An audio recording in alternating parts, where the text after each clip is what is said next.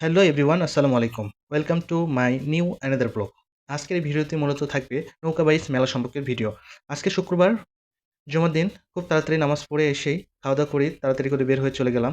আর যাওয়ার পরেই চলে আসলাম কোথায় সেটা বলতে হবে না, সবাই কম বেশি জানেন আপনারা। তারপরেও বলতেছি, এটা হলো সরাইল শিকারপুর।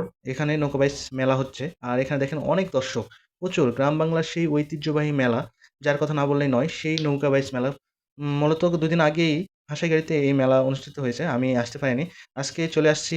আর আসার পরেই যে দেখেন রাস্তায় এত পরিমাণের মানুষ, প্রচুর মানুষ জামায়েত হয়েছে এখানে সেই নৌকাবাইজ মেলা দেখার জন্য।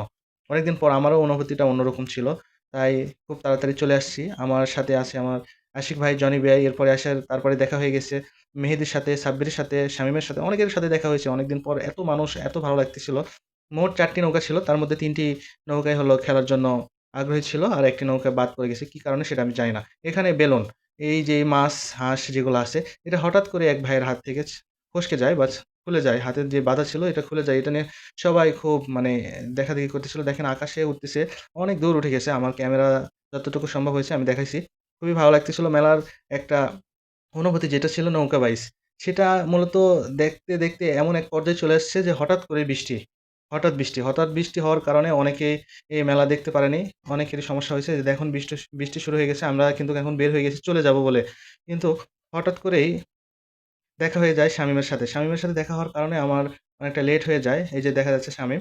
শামীমের সাথে দেখা হয়ে যায়। আর এখানে মূলত কিছু সময় একটু আমার লেট হয়। তারপরে একটু পরে বৃষ্টি থেমে যায়। তারপরে আবার একটু ব্যাস খেলা দেখলাম সবাই মিলে। খুবই ভালো লাগলো। অনেকদিন পর ব্যাস খেলা দেখতেছি।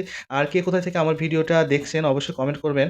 আর এরকম সুন্দর, সুন্দর ভিডিও পেতে অবশ্যই আমাকে উৎসাহিত করবেন। আর পাশে থাকবেন।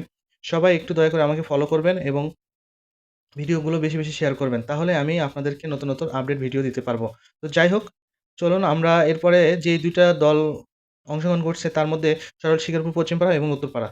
এরপরেই যে একটা অবস্থা, পরের রাউন্ড আবার শুরু হয়ে গেল। ৩ টা নৌকা ছিল। এর মধ্যে একটা কাটা পড়ার পরে ২ টাকে একসাথে করার জন্য আবার ২ টাকে আবার দিয়ে দিয়েছিল।